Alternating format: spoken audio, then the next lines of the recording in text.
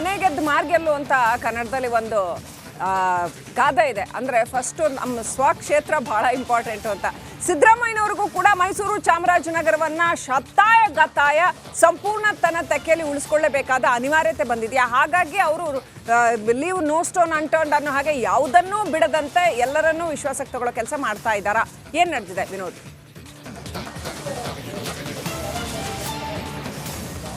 ಶ್ರೀಲಕ್ಷ್ಮಿ, ಬಹಳ ಪ್ರಮುಖವಾಗಿ ಮೈಸೂರು ಮತ್ತು ಚಾಮರಾಜನಗರ ಲೋಕಸಭಾ ಕ್ಷೇತ್ರವನ್ನು ಗೆಲ್ಲಲೇಬೇಕಾದಂತಹ ಒಂದು ರೀತಿಯ ಅನಿವಾರ್ಯತೆ ಸಿದ್ದರಾಮಯ್ಯವರು ಕೂಡ ಇದೆ. ಯಾಕೆಂದರೆ ಈಗಾಗಲೇ CM ಅವರು ಈ ಭಾಗದಲ್ಲಿ ತನ್ನ ಅಸ್ತಿತ್ವವನ್ನು ಉಳಿಸ್ಕೋಬೇಕು, ಜೊತೆಗೆ ತನ್ನ ಶಕ್ತಿ ತೋರಿಸಬೇಕಾದ್ರೆ ಎರಡು ಕ್ಷೇತ್ರಗಳ ಬಗ್ಗೆ ಸಾಕಷ್ಟು ವಿಶೇಷವಾದಂತಹ ಕಾಳಜಿಯನ್ನು ತೋರಿಸ್ತಾ ಇರುವಂಥದ್ದು.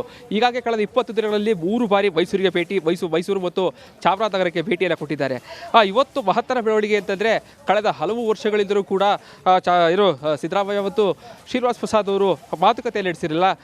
ಅಂದರೆ ಯಾವಾಗ ಅವರು ಸಂಪುಟದಿಂದ ಕೈ ಬಿಟ್ಟಿದ್ರು ಅವತ್ತಿನಿಂದಲೂ ಕೂಡ ಪಕ್ಷವನ್ನು ಬಿಟ್ಟು BJP ಸೇರಿದ್ರು. ಸಂಸದರಾಗೂ ಕೂಡ ಪ್ರಸಾದ್ ಅವರು ಆಯ್ಕೆಯಾಗಿದ್ದರು. ಅವತ್ತಿನಿಂದ ಇವತ್ತಿನವರೆಗೂ ಕೂಡ ಒಂದು ಬಾರಿಯೂ ಕೂಡ ಮಾತನಾಡಿರಲಿಲ್ಲ. ಆದರೆ ಇವತ್ತು ಈಗಾಗಲೇ ಮೈಸೂರು ಮತ್ತು ಚಾಮರಾಜನಗರ ಲೋಕಸಭಾ ಕ್ಷೇತ್ರದಲ್ಲಿ ಅತಿ ಹೆಚ್ಚು ದಲಿತ ಸಮುದಾಯದ ಮತಗಳಿದ್ದಾವೆ.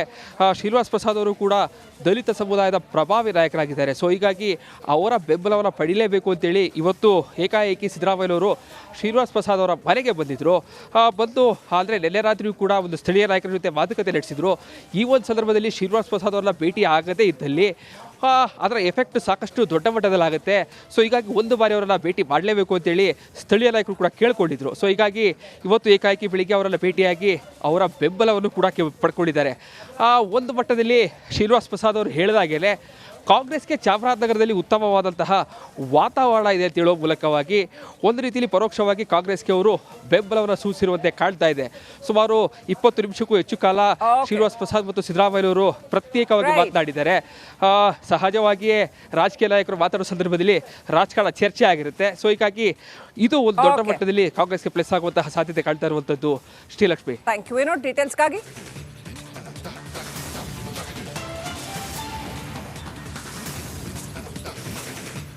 ಸಿದ್ದರಾಮಯ್ಯ ಮಾನ ಮರ್ಯಾದೆ ಬಿಟ್ಟು ಹೋಗಿದ್ದಾರೆ ಶ್ರೀನಿವಾಸ್ ಪ್ರಸಾದ್ ಅವರು ಮನೆಗೆ. ಸಿದ್ದರಾಮಯ್ಯ ಓಟಿಗೋಸ್ಕರ ಏನು ಬೇಕಾದರೂ ಮಾಡ್ತಾರೆ. ಸಿದ್ದರಾಮಯ್ಯ ಶ್ರೀನಿವಾಸ್ ಪ್ರಸಾದ್ ಅವರನ್ನ ಭೇಟಿ ಆಗಿರೋದ್ರ ಬಗ್ಗೆ ಅಶೋಕ್ ಕಿಡಿಕಾರಿರೋದಿದು, ಅಶೋಕ್ ಹೇಳಿರೋದಿದು. ಇಷ್ಟೆಲ್ಲ ಬಯಸ್ಕೊಂಡು ಅವ್ರ ಮನೆಗೆ ಹೋಗಿದ್ದಾರೆ ಸಿದ್ದರಾಮಯ್ಯ. ಓಟಿಗೋಸ್ಕರ ಸಿದ್ದರಾಮಯ್ಯ ಮರ್ಯಾದೆ ಕಳ್ಕೊಂಡಿದ್ರೆ ಅದು ಸಿದ್ದರಾಮಯ್ಯ ಮಾತ್ರ ಅಂಥೇಳಿ ಅಶೋಕ್ ಹೇಳಿದ್ದಾರೆ. ಬೆಂಗಳೂರಿನಲ್ಲಿ ಅಶೋಕ್ ವಾಗ್ದಾಳಿಯನ್ನು ಮಾಡಿದ್ದಾರೆ. ಮಾನ ಮರ್ಯಾದೆ ಬಿಟ್ಟು ಸಿದ್ದರಾಮಯ್ಯ ಹೋಗಿದ್ದಾರೆ. ಓಟಿಗೋಸ್ಕರ ಏನು ಬೇಕಾದರೂ ಮಾಡ್ಕೋತಾರೆ ಸಿದ್ದರಾಮಯ್ಯ, ಏನು ಮಾಡ್ತಾರೆ ಸಿದ್ದರಾಮಯ್ಯ ಮಾತ್ರ ಇದೆಲ್ಲ ಮಾಡೋದಕ್ಕೆ ಸಾಧ್ಯ ಅಂಥೇಳಿ ಶ್ರೀನಿವಾಸ್ ಪ್ರಸಾದ್ ಅವರನ್ನ ಸಿದ್ದರಾಮಯ್ಯ ಭೇಟಿಯಾಗಿರೋದ್ರ ಬಗ್ಗೆ ಅಶೋಕ್ ಹೇಳಿದ್ದಾರೆ. ಪ್ರಸಾದ್ ಅವರು ಇವತ್ತಿಗೂ ಕೂಡ ಬಿಜೆಪಿಯ ಸಂಸದರು. ಸಿದ್ದರಾಮಯ್ಯನವರು ಶ್ರೀನಿವಾಸ್ ಪ್ರಸಾದ್ ಮನೆಗೆ ಹೋಗಿದ್ದಾರೆ ಅಂತ ಹೇಳಿದ್ರೆ ಬೀದಿಗಳಲ್ಲಿ ಶ್ರೀನಿವಾಸ್ ಪ್ರಸಾದ್ ಮತ್ತು ಸಿದ್ದರಾಮಯ್ಯನವರು ಕೆಟ್ಟ ಪದಗಳಲ್ಲಿ ಒಬ್ಬರನ್ನೊಬ್ಬರು ಬೈದಾಡ್ಕೊಂಡಿದ್ದಾರೆ. ನಿನ್ನ ಮಕನೇ ನೋಡಲ್ಲ ಅಂತ ಹೇಳಿದ್ದಾರೆ ಶ್ರೀನಿವಾಸ್ ಪ್ರಸಾದ್ ಅವರು. ದುರೋಹ ಬಗ್ದೆ ನೀನು, ವಂಚಕ, ಮೋಸಗಾರ, ರಾಜಕೀಯದಲ್ಲಿ ನಿನ್ನಷ್ಟು ಕೆಟ್ಟ ಮನುಷ್ಯನ ನಾವು ನೋಡೇ ಇಲ್ಲ, ಅಧಿಕಾರಕ್ಕೋಸ್ಕರ ಎಲ್ಲಾ ಪಾರ್ಟಿಗೂ ಜಂಪ್ ಹೊಡಿಯುವಂತ ಸಿದ್ದರಾಮಯ್ಯ ಅಂತ ಈ ತರ ಸ್ಟೇಟ್ಮೆಂಟ್ ಕೊಟ್ಟಿದ್ದಾರೆ. ಆಕ್ಚುಲಿ ಶ್ರೀನಿವಾಸ್ ಪ್ರಸಾದ್ ಅವರು ಸಿದ್ದರಾಮಯ್ಯನ ಮನೆಗೆ ಹೋಗಿಲ್ಲ, ಸಿದ್ದರಾಮಯ್ಯನವರು ಶ್ರೀನಿವಾಸ್ ಪ್ರಸಾದ್ ಮನೆಗೆ ಹೋಗಿಲ್ಲ. ಮಾನ ಮರ್ಯಾದೆ ಇದ್ದಿದ್ರೆ, ಗೌರವ ಇದ್ದಿದ್ರೆ ಒಬ್ಬ ಮುಖ್ಯಮಂತ್ರಿಯಾಗಿ ಹೋಗ್ಬಾರ್ದಾಯ್ತು. ಹೋಗಿದ್ದಾರೆ ಅಂದ್ರೆ ಇವ್ರು ಕಾಂಗ್ರೆಸ್ ಅವ್ರಿಗೆ ಮಾನ ಮರ್ಯಾದೆ ಎಲ್ಲ ಬಿಟ್ಟು ಹೋಗಿದ್ದಾರೆ ಅಂತ. ಇಷ್ಟೆಲ್ಲ ಬೈದ ಮೇಲೂ ಅವ್ರ ಮನೆಗೆ ಹೋಗಿದ್ದಾರೆ ಅಂದ್ರೆ ನಿಜಕ್ಕೂ ಮಾನ ಮರ್ಯಾದೆ ಬಿಟ್ಟು ಹೋಗಿದ್ದಾರೆ.